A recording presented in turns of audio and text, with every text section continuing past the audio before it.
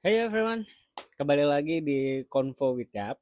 Ini ya udah lama sih sebenarnya nggak bikin video kayak gini lagi karena ya sekali lagi ini sedikit alasan banyak sekali hal yang aku harus kerjain kayak perkuliahan, terus juga ada urusan kerjaan dan memang nggak sempat-sempat buat bikin skripnya atau bikin idenya itu nggak ada sama sekali karena emang disibukin sama banyak hal di kampus. Nah, jadi meskipun aku juga liburan pun aku sedikit drain karena memang cukup stres pada waktu itu karena ujiannya lumayan berat bisa aku bilang dibandingin dengan semester yang lalu karena memang ini tuh ada perubahan besar dari semester awal-awal yang cuma main-main doang terus ke semester yang benar-benar kamu mikirin kuliah itu mau ngapain dan harus diapain gitu.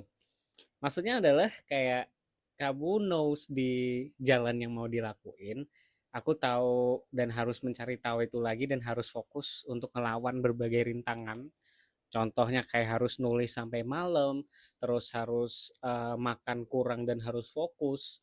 Itu benar-benar kayak oke, aku kayaknya agak lost di semester ini deh. Cuman ya alhamdulillahnya aku dapat nilai yang cukup bagus. Nah, ngomongin soal semester ya sebenarnya di Konvo Widap hari ini kita bakal bahas soal impresi aku ketika aku udah semester 4 karena aku udah semester 1, semester 2, semester 3, semester 4 sekarang. Dan ini aku bakal masuk ke semester 5. Ini aku masih liburan, jadi aku masih bisa sempetin buat liburan. Stres aku udah lumayan mengurang dan aku bisa lebih fokus lagi karena harus harus fokus gitu. Ini udah di pertengahan mau di pertengahan Agustus dan saatnya aku mau masuk lagi ke semester 5 which is September nanti dan aku juga harus kerja juga untuk bisa fokus gitu which is besok banget aku bakal kerja. Jadi aku harus fokus, harus sedikit pemanasan juga untuk ngobrolin soal sastra Inggris tadi. Nah, aku udah sering bikin konten-konten di Instagram, di YouTube juga soal sastra Inggris itu seperti apa. Ya memang masih belum konsisten. Aku masih belajar. Begitu juga dengan aku harus nge-manage sosial media, nge-manage pekerjaan, nge-manage ke dalam hal perkuliahan itu memang cukup susah, teman-teman. Harus harus punya komitmen dan harus punya kesegaran gitu kayak the freshness di kepala harus bener-bener ada moodnya, ada freshnessnya. Aku tahu ini kelemahannya bagi Gen Z dan sering muter-muter banyak hal kayak sekarang ini. Nah, soal sastra Inggris, aku itu udah sering ngomong kalau misalnya sastra Inggris adalah tempat yang cukup baik buat aku dan memang menjadi hal yang best option. Dan aku ngerasa itu memang bener-bener terasa di semester 4 kemarin dan di liburan sekarang pasca semester 4 itu aku ngerasa kayak ini aku harus fokusin ke mana. Aku harus tahu mau ngapain di sastra Inggris ini. Maksudnya ngapain itu adalah fokus risetnya itu seperti apa. Karena emang aku punya impian untuk bisa lanjutin S2 sampai S3 juga.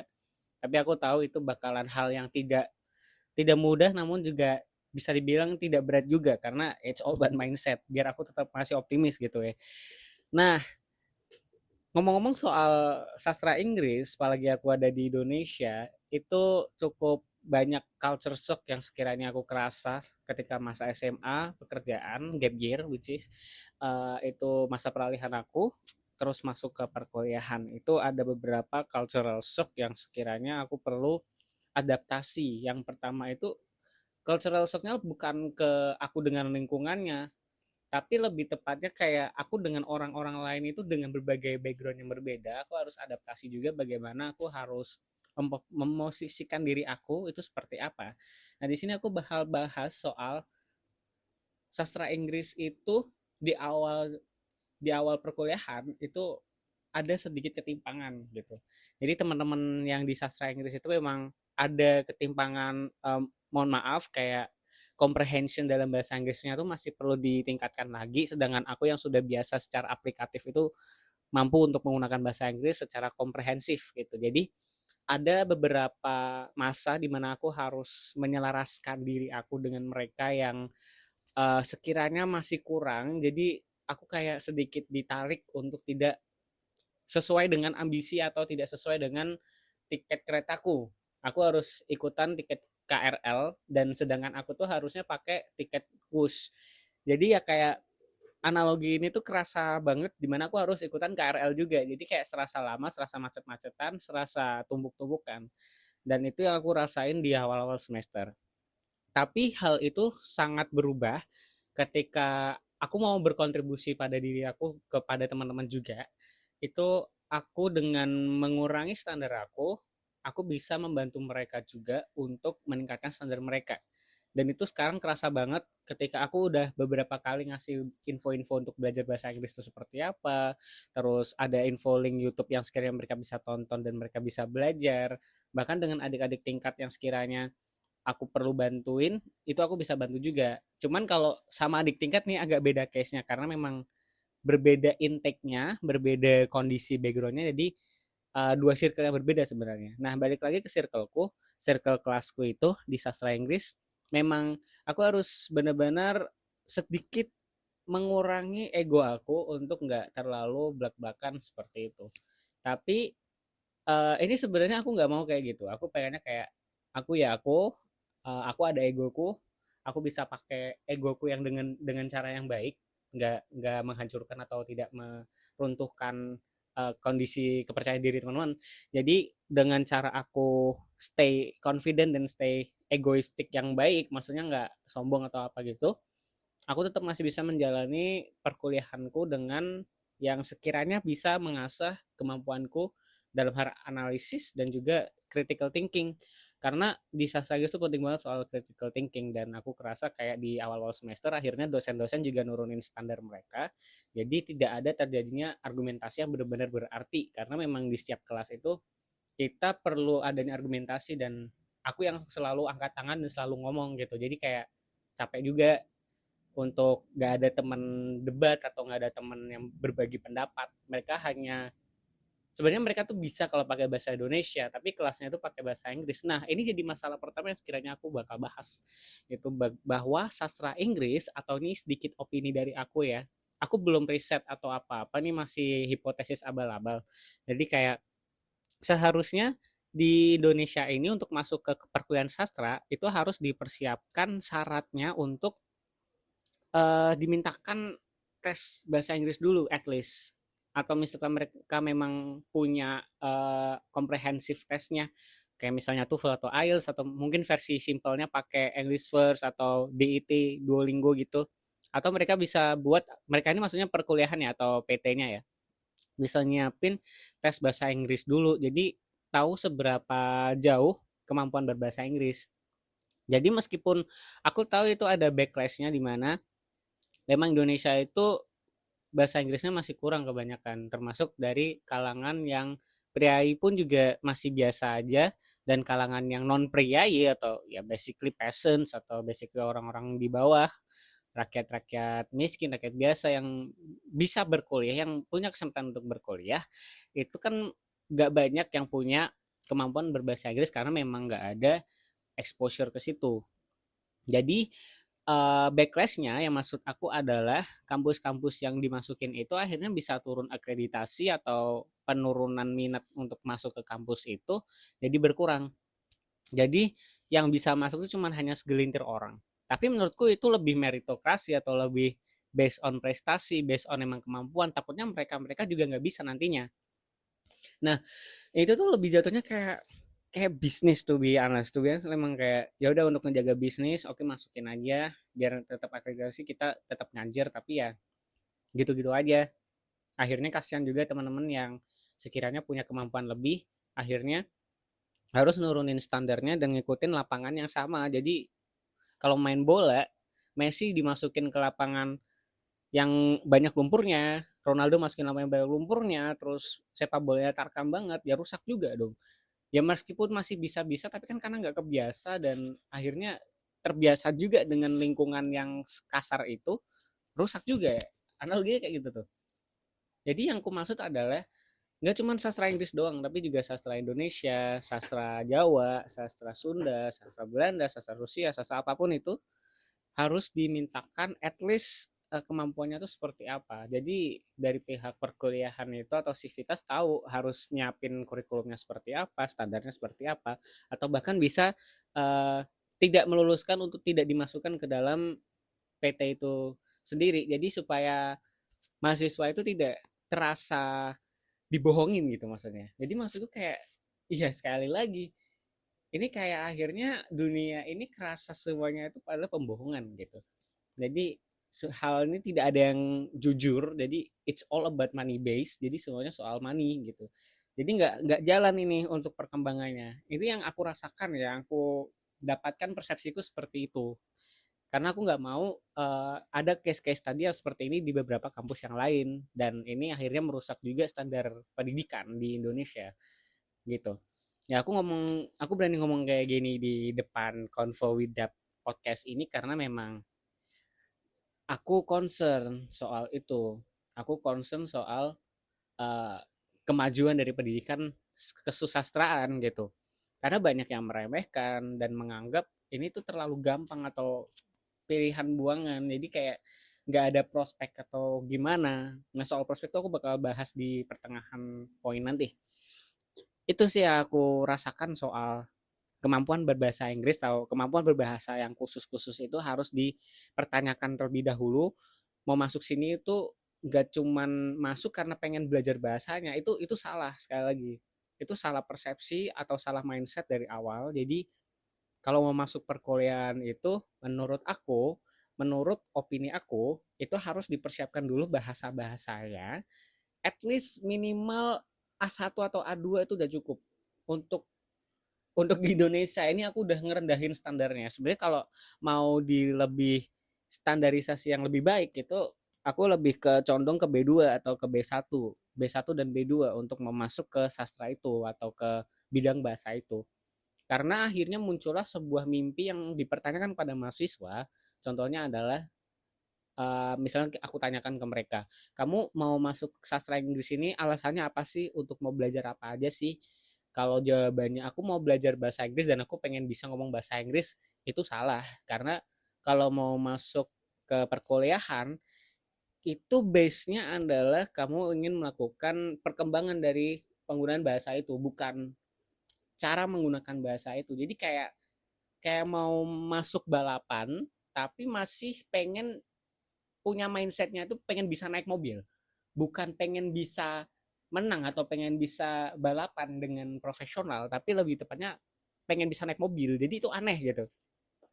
Jadi kayak mau masuk ke track balapannya, tapi masih perlu SIM-nya gitu. SIM-nya aja belum ada. Jadi SIM-nya aja yang cuma buat mobil di perkotaan atau jalan-jalan santai, bukan balapan, itu mereka masih butuh tapi di track balapan. Itu menurutku adalah salah penempatan, menurutku loh ya. Tapi ya sekali lagi kalau misal dipikir-pikir, kalau memang mereka nggak bisa masuk perkuliahan pun juga kasihan juga. Cuman ya ini sistem sih, ini sistem yang perlu dibenahi sih. Itu adalah opini aku soal sistem pendidikan di intake-nya PT perguruan tinggi gitu. Karena memang ini sedikit pemahamanku soal kampus-kampus di Australia, mereka sebelum masuk ke kampus itu mereka dimasukkan ke courses dulu atau trial dulu, bahkan setahun dulu untuk foundational year. Ya itu sebenarnya opini yang sudah pernah aku sampaikan di beberapa konten di Instagram aku. Ada berbagai respon yang sangat baik juga soal itu. Cuman ya sekali lagi ini soal sistem. Kalau aku nggak punya kekuasaan ya gimana? Ya, ini seguting karena aku memang sebagai rakyat aku bisa memberikan informasi atau saran seperti itu, aspirasi lah gitu. Nah tapi ya rakyat kecil tidak didengar seperti saya ini. Siapa sih aku? Siapa sih aku? Aku siapa? Aku cuma mahasiswa semester 5 nggak jelas ngonten-ngonten kayak gini doang. Ya terus ya ya udah cuman di apa sih kamu kamu tuh nggak tahu, kamu tuh nggak pernah ngerasain jadi itu yang aku nggak suka sebenarnya, denial gitu. Itu aku agak benci banget, aku benci.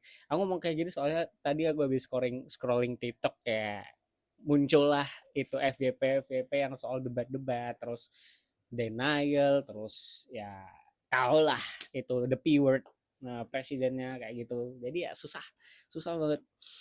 Itu yang aku tadi sudah bahas soal bahasa Inggris itu perlu banget untuk foundational year atau mungkin kalau at least dikasih kursus 3 bulan dulu, atau bahkan secara pribadi personal sebelum masuk kampus itu harus di SMA tuh bisa ditanyakan dulu kayak di Jepang-Jepang. According to film sih, aku nonton di film karena di Jepang itu di SMA-nya ditanyain masa depan kamu mau seperti apa, kamu ada konsultasinya mau jadi apa, nanti diarahin kayak gini-gini. Di Cina juga setahu aku di film aku nontonnya, karena aku nggak pernah ke sana, aku nonton di film di drama.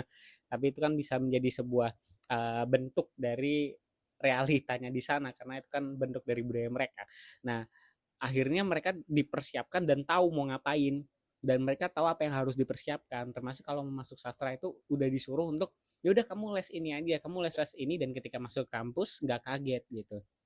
Itu kalau menurut aku yang jalur cepatnya lebih dikit karena memang mereka langsung fresh graduate langsung masuk ke kampus gitu, dari SMA langsung ke kampus. Kalau aku kan gap year, dan ini bagi teman-teman yang gap year, aku anggap aku bisa believe bahwa kita semua yang anak-anak gap year adalah orang-orang yang spesial. Kita ini dipersiapkan secara nggak langsung oleh alam, secara alamiah. Kita dipersiapkan untuk masuk ke kampus dengan pengalaman dan dasar-dasar pengetahuan yang sekiranya kita kumpulin selama gap year. Tapi kalau yang aktif loh ya, bukan yang gap year pengangguran, yang cuma boba bangun nge-scroll dah tidur, nggak kayak gitu. Jadi kayak bangun terus ngelakuin berbagai kegiatan, bahkan jualan atau kerja atau bahkan ikut komunitas, bikin komunitas, bikin konten yang bener-bener hype gitu. Menurutku itu keren banget karena nggak semua orang bisa ngelakuin itu. Karena dengan gap year itu ibaratnya dipersiapkan foundational year gitu. Ya aku udah ada konten soal gap year juga, aku udah bahas panjang soal itu, soal gap year. Yaitu secara highlight-nya adalah balik lagi ke perkataan salah satu mentor aku. Beliau mengatakan bahwa gap year itu adalah sesuatu hal yang perlu diwajibkan gitu. Karena berpengalaman dari temannya mentor aku ini yang di Amerika, mereka memang orang tuanya mempersilahkan dan bahkan mewajibkan anak-anaknya untuk belajar dulu di gap year di perusahaan temennya, keluarganya, atau di teman-temannya, terus juga ngikutin komunitas, social welfare, dan banyak hal gitu. Jadi mereka udah tahu dipersiapkan apa yang diperlukan selama kampus, itu udah kayak ada risetnya, udah ada mau fokus fokus risetnya itu seperti apa gitu. Nah, ngomongin soal riset, ini kita masuk ke poin kedua ini ya.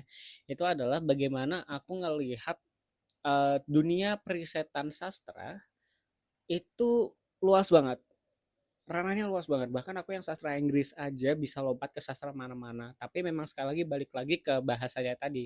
Cuman kalau pakai bahasa Inggris is okay. Karena bahasa Inggris tuh ya alhamdulillahnya itu adalah lingua franca. Ada lingua franca adalah bahasa internasional yang dipakai seluruh dunia. Ya meskipun aku bilang alhamdulillah tadi, aku ngerasa kayak jangan deh gitu. Ya aku ngomong alhamdulillah karena memang aku udah bisa belajar bahasa Inggris dan bisa bahasa Inggris, dan akhirnya dipermudahkan untuk belajar di sastra-sastra yang lain. Misalnya kemarin aku sempat belajar haiku, atau itu adalah puisi singkat dari sastra Jepang, diperkenalkan sama temanku juga. Beliau lulusan Undip sastra Jepang, jadi aku tahu sedikit soal bagaimana sastra Jepang, terus bagaimana penelitian mereka, fokusnya mereka kemana gitu. Dan juga sastra Mandarin, sastra Rusia, sastra Belanda, banyak hal lah gitu. Jadi aku kerasa banget bagaimana perisetan ini, dunia riset di sastra itu seluas itu, dan karena seluas itu bukan berarti kita punya opportunity yang banyak dan kemudian kita bisa seenaknya masuk kemana aja. Nggak kayak gitu kalau menurut aku. Dengan opportunity sebanyak itu, dengan pintu-pintu yang banyak sekali, aku harus memilih 2 atau 3 kunci pintunya untuk bisa dimasukkan. Jadi untuk berkenalan dulu, bahkan sampai bisa fokus ke dunia riset itu. Nah, ini yang aku bahas soal bagaimana aku ngelihat dengan banyaknya opportunity tersebut, termasuk dengan psikoanalisis, linguistik, terus linguistik juga masih banyak lagi, sosiolinguistik, historiolinguistik, terus ada computational linguistik, banyak banyak banget. Aku sampai bingung kalau linguistik. Terus ada soal marxisme, terus postkolonialism, kolonialism, terus Victorian, classics, terus medieval, banyak, itu banyak banget. Makanya karena masih di S1, aku perlu hanya perlu untuk bagaimana aku kenalan dengan studi-studi tersebut, fokus-fokus studi tersebut. Jadi aku bener-bener eksperimen untuk cari tahu bagaimana yang sekiranya cocok buat aku pada awalnya. Itu di semester 1 semester 2. Tapi alhamdulillah ya, aku bersyukurnya karena memang aku udah terbiasa di dunia pemandu wisata. Jadi ya meskipun pemandu wisata tuh juga banyak banget kayak misalnya mau fokus di museum, terus ada di walking tour, terus tour guide tour leader yang per kota-kota, per negara itu banyak banget. Cuman aku di sini specialty-nya di walking tour yang benar-benar hidden gem dan masuk ke tempat-tempat yang bersejarah karena di Semarang itu kebanyakan soal Belanda dan Chinese dan ke Arab-Araban dan ke Jawa kejawen ya berarti kejawa-jawaan gitu. Itu banyak banget. Jadi aku udah kebiasa bagaimana konstruksi sosialisasi atau society-nya itu di Semarang itu se-hybrid itu. Jadi Semarang dan atau bagian pantai utara di Pulau Jawa itu kebanyakan memiliki struktur blueprint yang sama secara demografi dan secara arsitektur dan begitu pula dengan society-nya. Ya maksudnya adalah dunia perbetawian atau perkreolan atau percampuran dan diversity lah, basically diversity karena emang udah terbiasa dari zaman kekerajaan itu soal perdagangan internasional. Jadi udah banyak sekali orang-orang yang berbagai etnis, berbagai ras, berbagai bahasa, berbagai budaya itu jadi satu. Semarang tuh juga kayak gitu.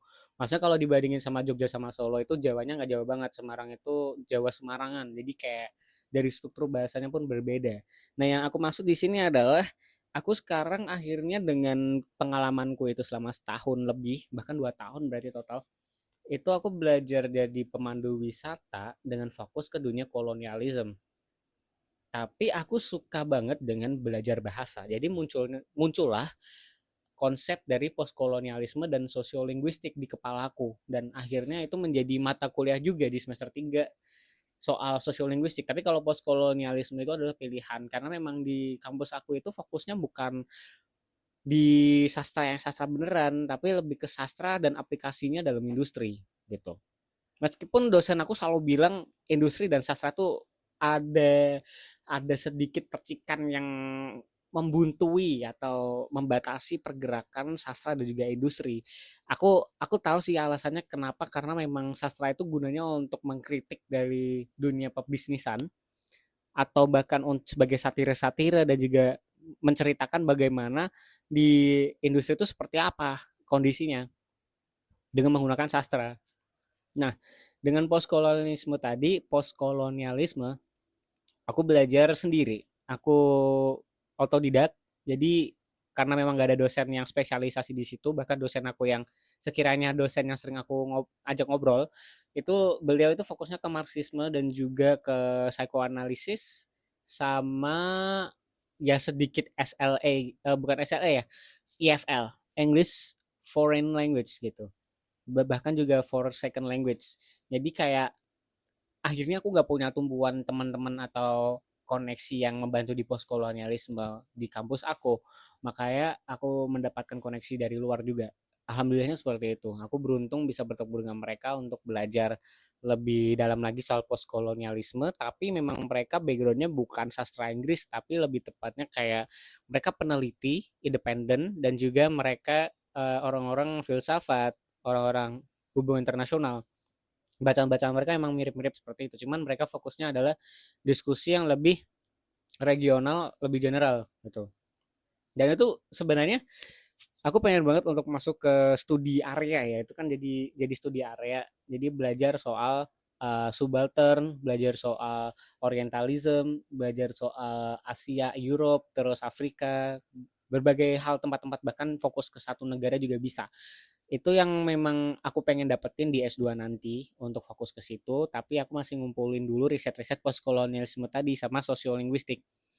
Nah, ini menariknya adalah sosiolinguistik itu juga nggak bisa jauh-jauh dari postkolonialisme. Karena dengan adanya kolonialisme, kita tahu dengan penjajahan, itu muncullah banyak sekali esensi-esensi dari penjajahan, akhirnya perbudakan muncul juga, terus mixed marriage atau pernikahan campur ras, itu ada juga, pemaksaan pernikahan juga ada, terus ada language attrition, linguicide bahasanya atau genosida bahasa. melalui kolonialisme tadi. Bahkan ini sangat dekat banget dengan pembahasannya Janet Holmes atau salah satu peneliti dari sosiolinguistik itu sendiri. Dia berkata kalau misalnya bukan berkata ya, tapi aku melihat tulisannya dalam bukunya juga, Introduction to Social Linguistics. Beliau berargumen ini ini menurut interpretasiku yang aku baca ya, bukan sesuai dengan copy pastean gitu ya untuk citasinya ya. Beliau beropini, berargumen bahwa kolonialisme itu membangun sebuah kebahasaan, struktur bahasa yang dipaksakan karena adanya power structure, terus adanya memang mereka punya kekuasaan untuk bisa take over negaranya dan memaksakan untuk bahasa itu sehingga penggunaan bahasa yang ada di negara tersebut misalnya di Indonesia berkurang karena emang diharuskan untuk menggunakan bahasa tersebut. Itu yang sebenarnya aku pernah riset sih sebenarnya di semester 4 kemarin barusan. Nilainya bagus alhamdulillah. Tapi banyak banget. Ini sosiolinguistiknya soal bahasa-bahasa di Indonesia, soal kolonialisme juga dan perbudakan. Itu aku masuknya ke situ. Dan migrasi juga. Itu banyak banget sekiranya aku bakal bahas di video utama untuk soal postkolonialisme ini dan sedikit beberapa argumen yang aku bisa bahas di situ soal bahasa juga. Jadi itu yang aku dapetin dari sastra Inggris secara alamiah, secara naluri gitu. Bukan karena aku dipaksa atau disuruh sama dosen atau apa-apa gitu. Tapi aku punya my freedom, free willingness untuk belajar di situ. Otodidak, aku baca-baca bukunya, aku cek di YouTube juga bagaimana konsep tersebut, berdiskusi juga dengan teman-teman juga, muncullah konsep postkolonialisme dan juga sosiolinguistik itu. Tapi aku masih mencoba mengkerucutkan lagi bagaimana fokus yang aku mau fokusin. Akhirnya dari pengkerucutan itu muncullah konsep hibridisasi atau yang nggak jauh-jauh amat dengan risetku yang tadi. Hibrida atau hibridisasi ini muncul konsep di mana tadi pernikahan antar dua ras yang berbeda memunculkan bahasa yang baru. Jadi dengan bahasa tersebut pigeonization dan juga creolization itu kalau misalkan teman-teman tahu pidgin itu adalah bahasa yang sekiranya menjadi bahasa lingua franca yang digunakan antara dua ras yang berbeda, dua bahasa yang berbeda, dua budaya berbeda untuk bisa memiliki komunikasi yang sama. Jadi pidgin ini bahasanya kayak dicampur-campur gitu. Misalnya kayak di Kreol ya, Portugis Kreol gitu. Portugis Kreol di Jakarta itu dicampur-campur Melayu, Indonesia which is Melayu sama Portugis. Jadi udah ngecampur banget itu. Bahkan ada beberapa yang Chinese sama Arab juga. Jadi kayak udah ngecampur banget bahasanya. Nah, dari percampuran bahasa tersebut digunakanlah sama anaknya. Anaknya dari dua orang ras tadi yang menikah secara campur. Nah, ini punya anak, dia pakai bahasa pidgin itu. Nah, anaknya ini menggunakan bahasa Kreol atau anaknya tuh pakai bahasa itu doang. Dia nggak ngomong bahasa ibunya atau nggak ngomong sama bahasa bapaknya. Jadi dia ngomongin ngomong bahasanya tuh bahasa bapak ibunya. Jadi dari campur, which is bahasa pidgin untuk komunikasi mereka. Itu yang aku mau coba teliti lagi, termasuk aku muncul konsep dari bahasa pecoh. Itu aku dapat ilmunya soal bahasa pecoh dari temen aku yang di Belanda. Itu aku juga riset soal beliau juga. Si subjeknya itu temanku juga karena beliau adalah produk hibridisasi tapi lebih campur-campur banyak banget sampai dia bikin website bingung gitu ngelihatnya kayak dia campuran Maluku, campuran Jawa, campuran Eropa, Eropa bagian Spanyol, Belanda, Inggris sudah nyampur banget. Jadi kayak itu yang sekiranya bikin aku tertarik karena memang banyak diaspora di Indonesia yang memang mereka menikah dengan orang-orang luar, terus orang luar menikah dengan orang Indonesia, dan akhirnya muncullah konsep kebahasaan tadi dalam keluarganya. Nah, aku juga tertarik soal bahasa-bahasa di Taiwan juga karena kupikir-pikir negara Tiongkok ini juga menginvasi lah bahasanya kayak take over Taiwan gitu. Terus Taiwan juga diambil sama Amerika juga sama negara-negara barat. Jadi emang Taiwan tuh kayak udah di tengah-tengah gitu. Jadi kasihan orang-orang yang di dalam yang memang mereka hidup udah biasa kayak Indonesia banget. Taiwan tuh kayak Indonesia gitu. Sama-sama negara yang dijajah dan juga dicoba ditek sama pihak komunis dan juga pihak kapitalis kayak zamannya itu Uni Soviet sama Amerika Nica gitu. Jadi kayak kelihatan banget kemiripannya. Jadi aku sangat tertarik untuk datang ke Taiwan untuk meneliti di sana lebih lanjut soal hibridisasi dan juga bahasa-bahasa yang tersisa di sana. Jadi sedih sih sebenarnya untuk melihat mereka itu udah dijajah bahasanya menggunakan bahasa Mandarinnya Taiwan, dan juga ada unsur kekuasaan Amerikanya juga. Jadi gimana gitu, bahasa bahasa Jawanya mereka, bahasa Sundanya mereka itu atau bahasa indigenous-nya itu udah hampir menghilang. Cuman banyak sekali teman-teman atau peneliti yang concern ke sana juga. Aku pengen banget untuk kuliah di sana sebenarnya, di Taiwan. Cuman kalau misalkan aku bisa ke Belanda ya seguting juga, karena aku bisa dapat kearsipannya yang lebih jelas, karena Belanda sempat datang ke Taiwan juga, ke Sri Lanka juga, terus ke Suriname, ke South Africa dengan bahasa Afrikannya. Afrikan maksudnya Afrikaans gitu. Bahasanya tuh mirip banget sama bahasa Belanda gitu. Aku bakal bahas soal itu di channel sebelah, Sideleng, kalau misalkan teman-teman kepo soal Sideleng. Aku udah starting itu dari semester 1 sebenarnya. Cuman karena aku kekurangan ilmu, kekurangan komitmen, jadi aku bakal ngelanjutin ini sampai sampai mati sih sebenarnya. Kayak habis lulus dari kuliah aku bakal lanjutin secara invasif gitu, secara apa ya, jor-joran, secara dinamik gitu. Oke, itu tadi ngomongin soal dunia perisetan, dan itulah balik lagi kenapa jadi mahasiswa sastra Inggris itu emang fokusnya buat aku jadi mahasiswa itu adalah buat riset, bukan buat kerja. Tapi maksudnya buat kerja itu bukan semata-mata ya udah langsung kerja aja. Cuman biasanya tuh kalau orang-orang yang mau kerja lebih itu upgrade themselves itu dengan perkuliahan, nambah bisa naik jabatan atau bisa nambah kemampuan gitu. Sebuting. Cuman esensinya mahasiswa itu lulusnya pakai skripsi atau pakai penelitian, project atau apapun itu. Kalau misalkan minta lulus tanpa skripsi, is a good thing, bagus. Bahkan berarti skripsinya udah bisa diaplikatifkan, bisa diaplikasikan gitu, secara implementatif. Jadi aku juga pengen lulus tanpa skripsi, maksudnya meskipun tanpa skripsi pun aku juga udah banyak publikasi. Jadi ya sama aja dengan effort yang sama. Bahkan Sinta 3 juga di kampus yang ada lah, kampus di luar sana yang Sinta 3 aja udah bisa lulus, sedangkan aku udah punya Sinta 3 masih belum lulus. Jadi maksudnya adalah kebangin projectnya atau risetnya dulu dari aku sih untuk bisa konferensi dan bisa kenalan sama koneksi-koneksi profesor di Taiwan misalnya atau di Belanda atau di mana gitu. Aku pengen banget, bukan karena sekali lagi waktu itu awal-awalnya aku mau keluar negeri itu cuma buat jalan-jalan dan having fun itu. Cuman semasa aku perkuliahan aku udah terbentuk gitu, udah dipoles untuk fokusnya untuk riset. Jadi aku mau ke luar negeri untuk datengin langsung ke lapangannya dengan kampus-kampus yang benar-benar berkaitan dengan pembahasan itu, dengan topik itu, dan regionalnya sama gitu. Seperti itu soal dunia riset dan jurnal begitu. Nah, sekarang aku bakal masuk ke impresi aku soal sastra dan seni ya. Ini kenapa aku bahas ini, karena ini aku ada salah satu sih contoh yang aku bisa tunjukin. Ini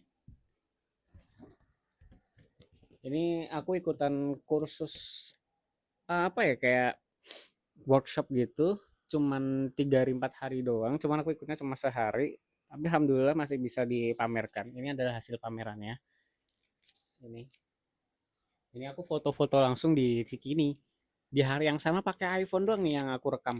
Jadi yang aku maksud adalah aku dengan masuk dunia sastra itu nggak jauh-jauh dari seni. Jadi kalau anak sastra nggak suka seni itu aneh sebenarnya. Oke, aku ngelihat seni itu sebagai media ekspresif untuk bisa memberikan penggambaran secara fisikal untuk ngelihat ini yang aku rasakan, ini yang aku persepsikan dengan society sekarang gitu. Jadi dengan foto-foto tersebut aku bisa, misal ini soal dunia foto ya, fotografi, terus videografi, terus ada seni lukis. Aku juga belajar soal digital painting juga. Jadi ini adalah bentuk dari satire atau memang expression yang mau disampaikan dari feelings gitu. Bener-bener genuine dan gak AI banget. Maksud aku adalah, iya aku benci AI, cuman aku juga pakai. Tapi aku tahu batasannya seperti apa. Tapi kayak kerasa otaknya nggak jalan, feelingnya nggak jalan, moodnya nggak jalan. semuanya nggak jalan. Ya udah bener-bener robot aja gitu. Kayak ya udah gitu aja. Oke, kotak-kotak gitu. Ya rusak udah. Ini aku agak benci ya soal soal AI itu penggunanya sih sebenarnya dan backgroundnya kayak misalnya dia nyedot air atau apa gitu. Aku belum paham soal knowledge itu, aku masih coba cari tahu dan aku nggak punya kepentingan di situ sebenarnya. Tapi sebagai anak seni atau anak sastra juga itu kerasa kita terganggu banget dengan adanya AI ini. Standar masyarakat semakin rendah soal seni, sangat-sangat rendah banget karena kita dulu dengan piramidanya, dengan candi-candinya, dengan ornamen-ornamen yang cantik-cantik, batik-batik yang luar biasa itu kayak udah hilang esensi seninya tuh udah kayak kayak kemana gitu. Kayak kamu tuh bukan seniman lagi, orang-orang di Asia Tenggara lah, seluruh seluruh dunia lah, kayak seni-seni itu udah berkurang gitu, rasa terganggu sama AI. Jadi itulah gunanya. Ada ini terang ya, nggak apa-apa lah ini lampu ya. Oke, ya itu kayak dunia seni itu benar-benar udah kena invasi AI gitu. Terus gimana gitu? Masa depan kita, masa depan dunia seni udah hancur gitu. Standarnya udah jelek. Tapi ya sebagai anak seni aku ngerasa kayak dengan standar masyarakat yang semakin jelek, standar aku dengan penggambarku yang jelek itu pun kerasa bagus gitu. Ya it's a good thing karena kayak aku masih bisa belajar, aku tahu nggak perlu persepsi dari judgement orang-orang. I don't care, nggak apa-apa karena emang memang bukan komersialisasi seni. Jadi aku anggap itu udah bagus sebagai pelaku seni atau seniman untuk ngerasain bahwa ini loh yang kita kerjakan, secapek ini loh yang kita kerjakan. Begitu juga dengan sastra, dengan menulis buku. Bahkan aku ngelihat ada di postingan Instagram tuh ketika ada yang menulis draft itu ada gambar-gambarnya juga.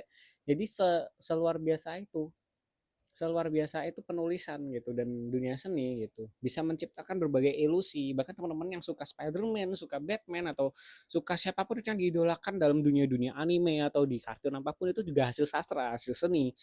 Mereka menulis ceritanya, mereka bikin storyboardnya dengan gambar-gambar, itu semua soal seni gitu. Jadi kalau memang nggak ada orang di balik itu dengan yaudah AI, esensinya tuh kemana gitu, hilang. Itu yang aku rasakan dengan di Indonesia, karena Indonesia tuh sangat memuja-muja AI. Apalagi ini ya, warga-warga sok-sok burjuisnya itu ya, kayak ngerusakin gitu standar AI, standar AI, standar AI semua gitu. Bahkan aku sempat ikutan konferensi yang AI di Jakarta tentu saja, dan itu ajakan dari kampus juga datang. Ada tuh pejabatnya semuanya itu yang kontroversial semua tuh yang ada di TikTok, di Instagram, di YouTube tuh semuanya ada semua itu. Aku sempat nanya ke Kementerian Hukum, menterinya langsung gitu. Aku bilang, dia kan topiknya soal ini ya. Topiknya soal AI, penggunaan AI dalam industri kreatif. Nah, aku bilang sebagai anak sastra Inggris, saya bertanya kepada beliau gitu. Di antara narasumber yang luar biasa, salah satunya Kadi Lestari, aku sangat yang ngefans sebagai dia seorang penulis dan dia seorang influencer dan dia keren banget. Meskipun aku belum pernah baca bukunya, karena sekali lagi itu kalau balik lagi ke sistem ekonomi dan sistem pendidikan, aku termasuk orang-orang yang tidak dimanfaatkan uangnya untuk beli buku karena keluarga aku nggak terbiasa soal itu untuk baca buku. Agak-agak ironis sebenarnya gitu. Nah, aku bertanya pada bapak ini, Pak, sekiranya kalau saya sebagai anak sastra Inggris itu, masa depan kami seperti apa kalau misalkan copyright dan juga hak cipta itu semuanya disepelekan, bahkan AI pun masih bisa masuk ke dunia industri kreatif tanpa adanya kurasi-kurasi yang baik, itu seperti apa? Bahkan aku sempat ngomong kayak itu loh yang AI, bahkan Brain juga Garudanya dia lebih, bulu bulu Garudanya tuh lebih gitu, nggak sesuai dengan pedoman UU. Aneh gitu, aku nanya itu tuh kayak aneh gitu, nggak harusnya ditanyain. Serendah itukah negara kita gitu? Damn. Seperti itulah teman-teman, jawabannya sangat tidak memuaskan gitu. Ya meskipun jawabannya lumayan desain, soal ini masih diperjuangkan untuk diproses bagaimana undang-undang soal AI itu, makanya. Tapi sampai kapan gitu, aku cukup seneng dengan jawaban beliau yang lebih diplomatis dan tidak nyeleneh, tapi ya kayak feelingnya ini cuman it doesn't matter at all gitu. Nggak ada kerasa influencer sama sekali ke anak-anak sastra Inggris gitu. Bahkan anak-anak sastra lain gitu. Itu sih. Itu sebenarnya aku concernin soal seni. Apalagi juga ada pembungkaman-pembungkaman seni. Itu gimana?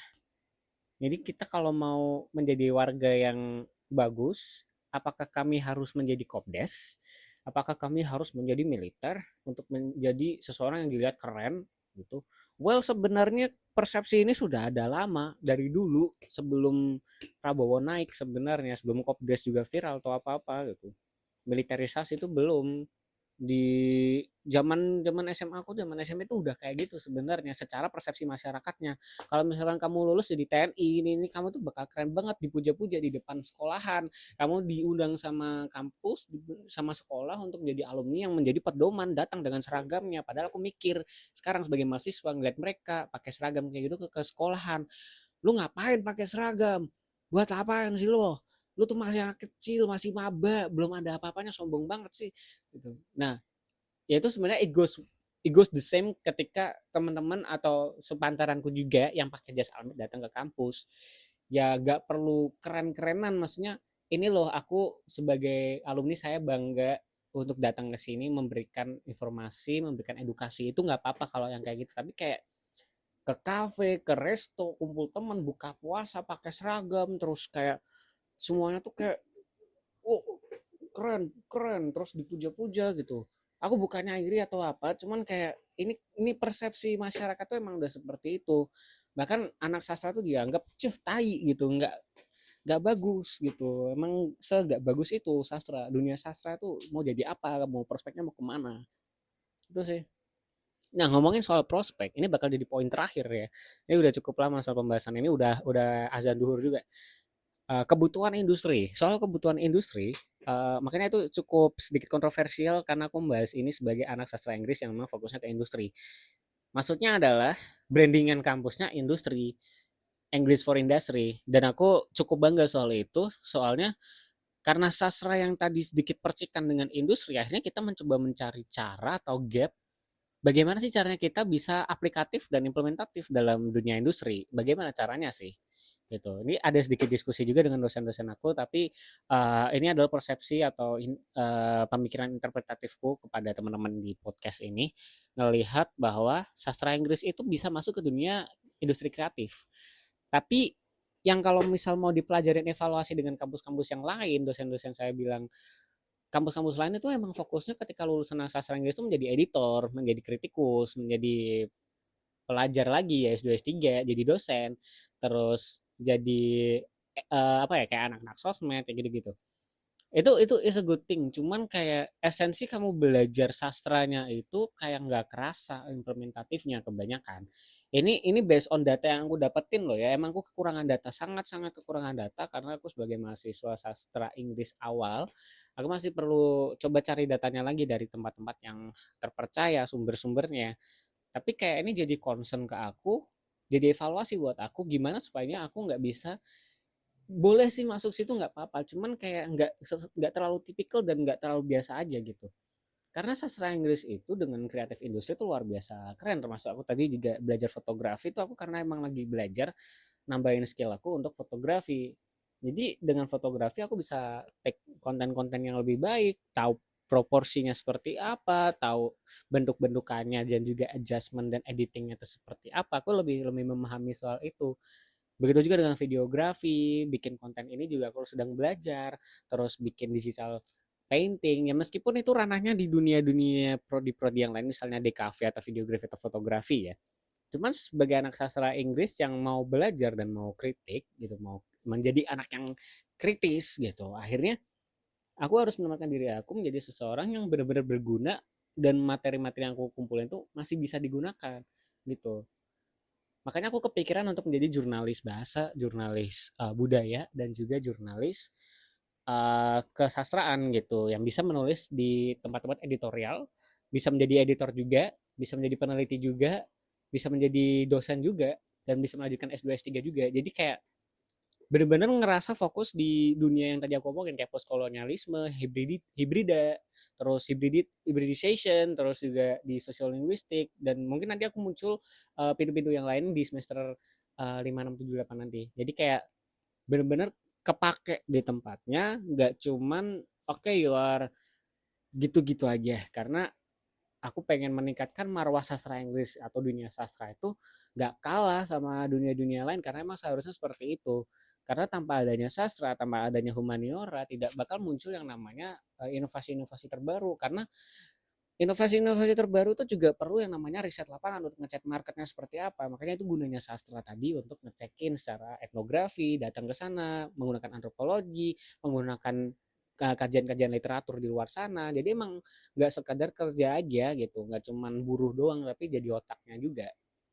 Untuk dunia industri seperti itu kalau dari aku untuk masuk ke dunia kreatif ya, industri kreatif ya misalkan tadi perfilman, terus peraktingan, terus bikin buku, terus menjadi jurnalis juga seperti itu bisa masuk ke politik juga masih bisa, bisa banget malah karena memang kita tempatnya di situ. Dan ini sedikit cemburu ya sama Inggris sama Amerika dan negara-negara yang English words, terus juga negara-negara Chinese, Rusia, mereka tuh negara-negara yang hebat, yang luar biasa karena sastra mereka luar biasa. Cina luar biasa, banyak sekali itu. Sastra modernnya juga Hong Kong dengan kantonnya, terus juga negara Jepang dengan animenya, dengan sastranya, buku-bukunya luar biasa, penulis keren-keren, level internasional. Amerika apalagi, terus Inggris, terus Rusia. Oh, Rusia tuh keren banget, Bro. Sastra Rusia tuh keren banget. Terus sastra-sastra yang lain. Jadi kayak memang kalau mau negaranya maju, sastranya juga harus maju gitu. Nah, Indonesia negara muda, sastra Indonesia ya masih gitu-gitu aja. Aku bukan bukan mengjudge sastra Indonesia gitu-gitu aja, cuman kayak masih kurang gitu, masih perlu ditingkatkan lagi kayak sastra Jepang, sastra Rusia, sastra Korea. Karena dengan itu muncullah inovasi-inovasi terbaru, mindset pendidikannya itu dibenerin dari otak-otak pembacanya, masyarakatnya itu udah dibenerin karena udah terbiasa dengan membaca buku. Itu soal industri sih. Ya, tapi aku masih kerasa lowongan pekerjaan di Indonesia itu soal sastra Inggris masih susah karena aku sempat ngecek-ngecek juga gitu di internet gimana sih di LinkedIn terus di uh, tempat-tempat lain sistem-sistem buka lowongan pekerjaan yang di luar negeri juga jadi kayak susah ya job street itu kayak memang masih banyak yang perlu dikembangkan lagi perlu dicari lagi makanya tadi aku mau jadi jurnalis, aku mau belajar jurnalistik juga, mau belajar penelitian lebih mendalam lagi supaya aku bisa menulis-menulis yang ini loh, kayak gini nih. Indonesia tuh kayak gini nih. Indonesia kayak gini nih. Bukan jurnalis politik yang politik banget, tapi aku jurnalis bahasa yang memang fokusnya juga ke politik akhirnya menggunakan teori sosiolinguistik tadi.